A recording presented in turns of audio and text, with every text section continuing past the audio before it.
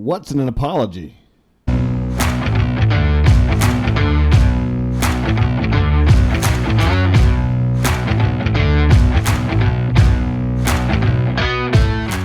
Welcome back. Thanks for stopping by Two Hands and a Foot. Before we get started, though, as always, go ahead and click that like button. Click that subscribe button. Click that notification bell so you never miss an episode. And then most importantly, share this with all your friends so they can get in on the fun. Now let's get into it. And if you haven't heard yet, the creator, founder, CEO, the guy in charge of Facebook, Mark Zuckerberg, has issued an apology. He sent a letter to Congress saying, "My bad. Yeah, we were pressured by the federal government. And, yeah, we did censor." Now, I'm not here to talk about whether or not that had an influence on the 2020 election. Not at all.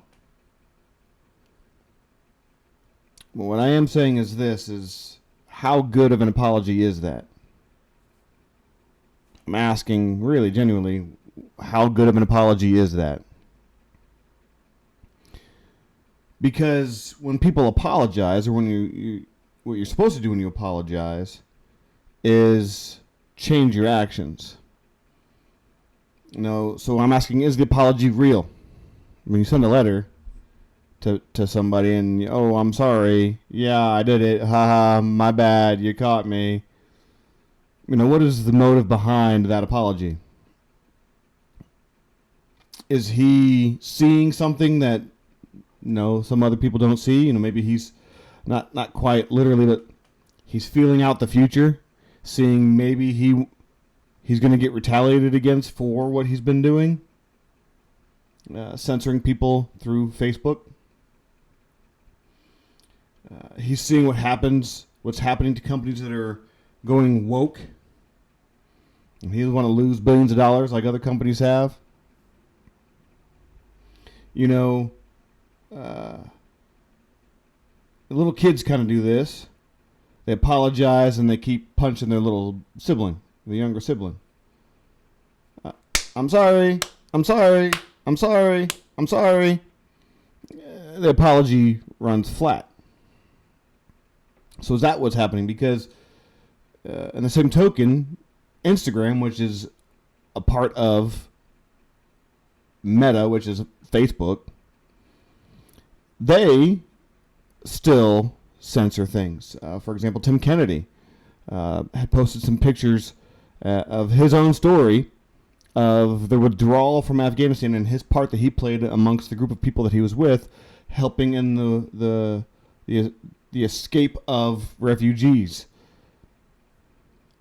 and and American citizens who needed to get out of the country, but all that disaster happened.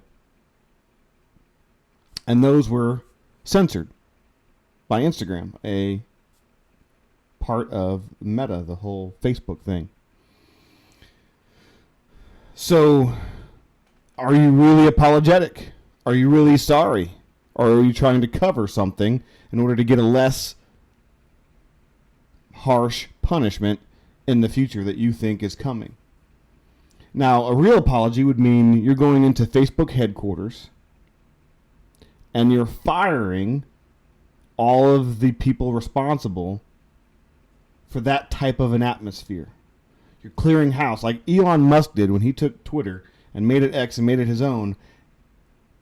A lot of people left, either by choice, but a lot of people left by getting fired. I'm not saying Elon Musk had to apologize for anything. He didn't. He bought a company and he cleared house. But maybe, Zuckerberg, you need to start evicting people out of their jobs if you are really, truly sorry for the actions of your company. So that leads me to ask, again, are there ulterior motives? My bad. I mean, the mainstream media didn't even pick it up. They don't want to. They don't want to address the fact that the federal government influenced a private party to censor the American public from information. Period.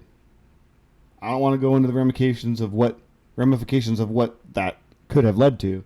But what I'm saying is that the federal government pressured social media companies to censor private citizens' speech. And now we have the apology for it. Even after I would never, we are dealing with misinformation, disinformation, blah, blah, blah, blah, blah, blah, blah. My apologies. My bad. My mistake. It is what it is. So what is in an apology? Is it just a saying to try to assuage guilt? Time will tell. We shall see. We shall see. I don't think this is the last we'll hear about this. I hope not. I would like an answer. I would like to see change happen. We'll see where it goes from here. Speaking of elections, we have a tiny one coming up this November. And something has been bothering me of late. I'm reading on social media platforms, and there are these types of people that are called single-issue voters. I'm plugging that all into one category, single-issue voters.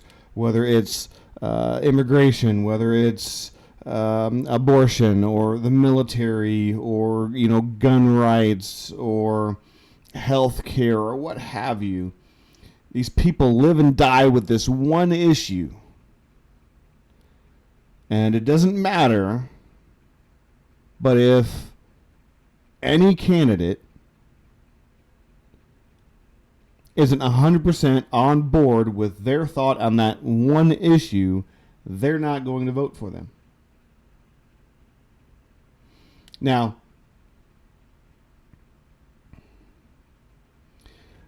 those people, I think, are willfully ignorant at best.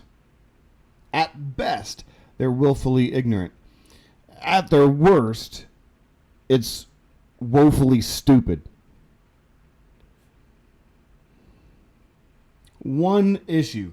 I understand the importance of being true to one issue, of standing up for an issue, especially for what's right. I understand that completely. But refraining is not a vote for the other guy per se, but it is a clear sign of a lack of intelligence. Refusing to vote because neither of anybody holds the 100% view that you have on one thing. What they're failing to understand is it's about more than one issue. Well, stand on principle. Yes, you can stand on principle. You can fight for what you believe in and still vote for someone who is a majority of what you believe or what you want or what you desire. It's like the movie Master and Commander, the sea movie, the ocean, the old-timer seafaring movie. You pick the lesser of two evils.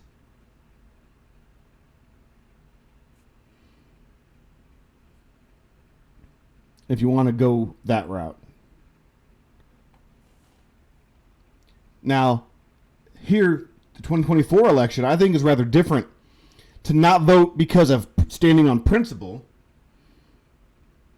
you're going to suffer the consequences of the loss.